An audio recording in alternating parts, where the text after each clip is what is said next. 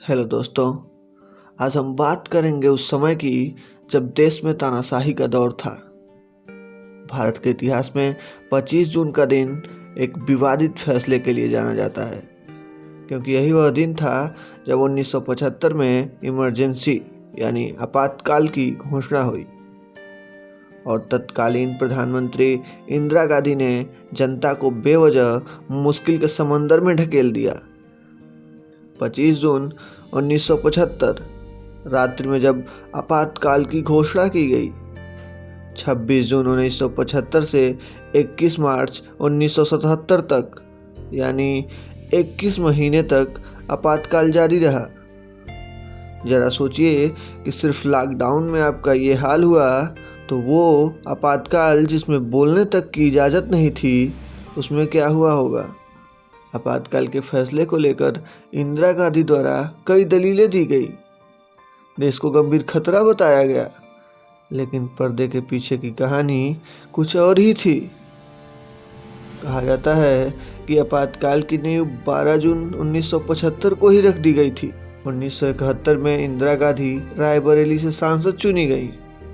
उस समय इंदिरा गांधी के खिलाफ संयुक्त सोशलिस्ट पार्टी के प्रत्याशी राजनारायण ने इलाहाबाद हाईकोर्ट में एक याचिका दाखिल की। राजनारायण ने इंदिरा गांधी पर कुछ 6 आरोप लगाए। पहला था, इंदिरा गांधी ने चुनाव में भारत सरकार के अधिकारी और अपने निजी सचिव यशपाल कपूर को अपना इलेक्शन एजेंट बनाया। दूसरा आरोप था कि रायबरेली में चुनाव लड़ने के लिए इंदिरा गांधी ने ही स्वामी अद्वैतानंद को बतौर रिश्वत 50,000 रुपये दिए ताकि राजनारायण को वोट कट सके। तीसरा आरोप, इंदिरा गांधी ने चुनाव प्रचार के लिए वायुसेना के विमानों का दुरुपयोग किया। चौथा आरोप था कि इलाहाबाद के डीएम और एसपी की मदद चुनाव जीतने के लिए ली गई। पांचवा था, मतदाताओं को लुभाने के लिए शराब और कंबल बांटे गए। छठा आरोप कि इंदिरा गांधी ने चुनाव में निर्धारित सीमा से ज़्यादा खर्च किया।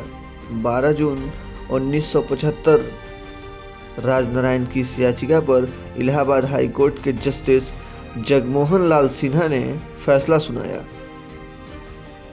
इंदिरा गांधी को चुनाव में सरकारी मशीनरी के दुरुपयोग का दोषी पाया गया। हालांकि अन्य आरोप खारिज कर दिए। जस्टिस सिन्हा ने इंदिरा गांधी के निर्वाचन को रद्द कर दिया और 6 साल तक उनके चुनाव लड़ने पर भी रोक लगा दी। इस फैसले में राजनारायण के वकील थे शांति भूषण, जो बाद में देश के कानून मंत्री भी बने। हाईकोर्ट के फैसले के बाद इंदिरा गांधी को प्रधानमंत्री पद छोड़ना पड़ता। इस लटकती तलवार से बचने के लिए प्रधानमंत्री के आधिकारिक आवास पर एक आपात बैठक बुलाई गई। इस दौरान कांग्रेस के तत्कालीन अध्यक्ष डी.के. बरुआ ने इंदिरा गांधी को सुझाव दिया कि अंतिम फैसला आने तक वह कांग्रेस की अध्यक्ष बन जाएं और प्रधानमंत्री की कुर्सी वह खुद संभाल लेंगे। लेकिन बरुआ का यह सुझाव इंदिरा के बेटे संजय गांधी को पसंद नहीं आया। फिर संजय गांधी की सलाह पर इंदिरा गांधी ने हाई कोर्ट के फैसले के खिलाफ 23 जून को सुप्रीम कोर्ट में अपील की। सुप्रीम कोर्ट के अवकाश पीठ जज जस्टिस वी.आर. कृष्ण अय्यर ने अगले दिन यानी 24 जून 1975 को याचिका पर सुनवाई करते हुए कहा कि वो इस फैसले पर पूरी तरह रोक नहीं लगाएंगे। हालांकि सुप्रीम कोर्ट ने उन्हें प्रधानमंत्री बने रहने की अनुमति दे दी, मगर साथ ही ये भी कहा कि वो अंतिम फैसला आने तक सांसद के रूप में मतदान नहीं कर सकती। विपक्ष के नेता सुप्रीम कोर्ट का पूरा फैसला आने तक नैतिक तौर पर इंदिरा गांधी के इस्तीफे पर अड़ गए।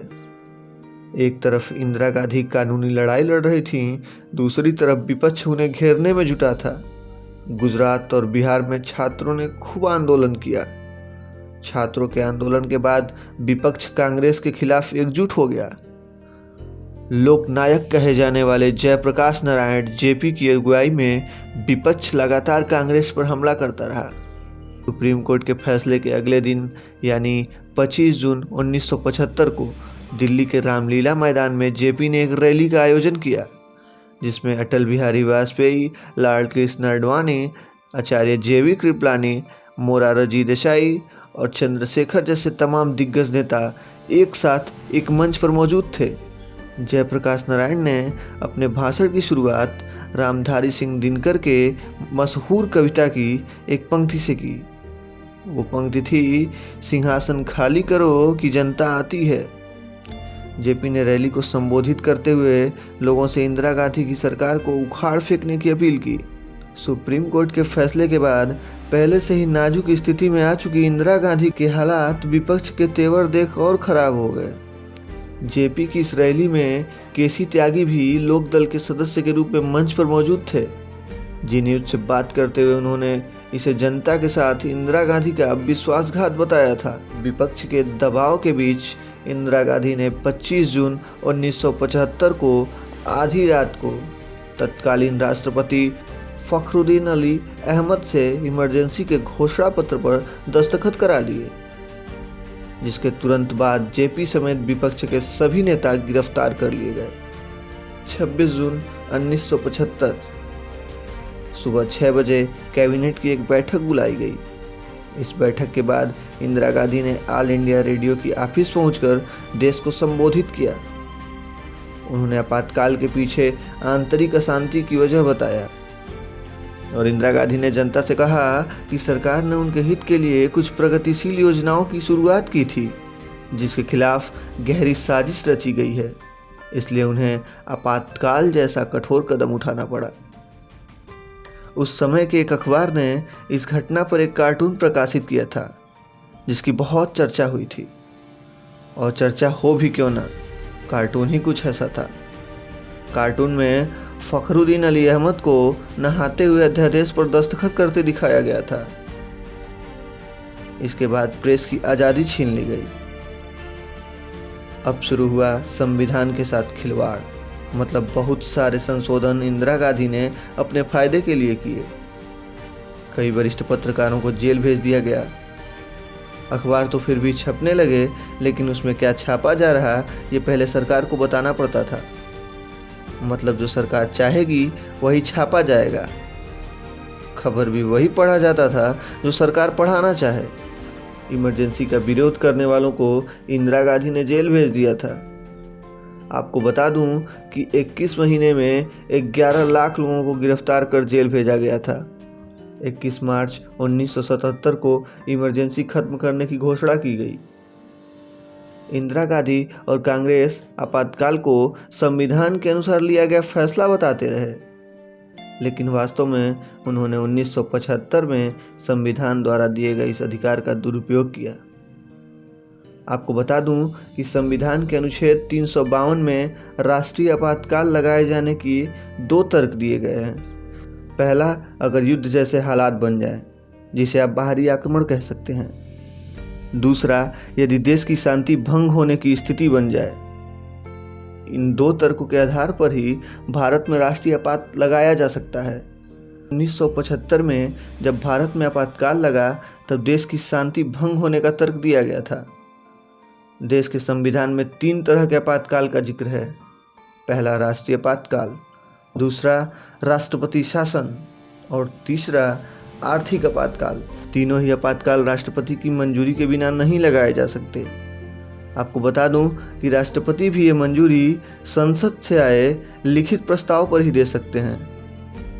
आपातकाल लागू होने के बाद संसद के प्रत्येक सदन में इसे रखा जाता है और अगर वहां इसका विरोध नहीं हुआ तो इसे 6 महीने के लिए और बढ़ा दिया जाता है।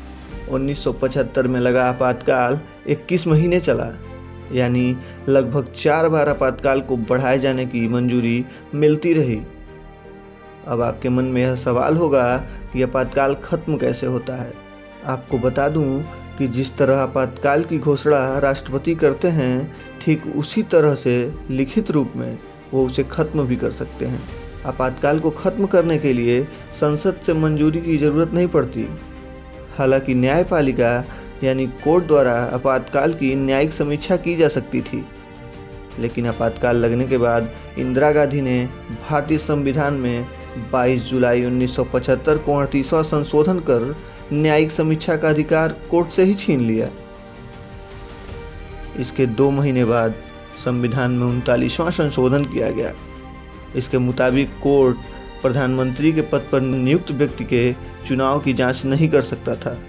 हालांकि जब 1977 में मोरारजी देसाई की सरकार बनी तब संविधान में संशोधन कर कोर्ट के वे अधिकार उसे वापस दिलाए जिन्हें इंदिरा गांधी ने छीन लिया था।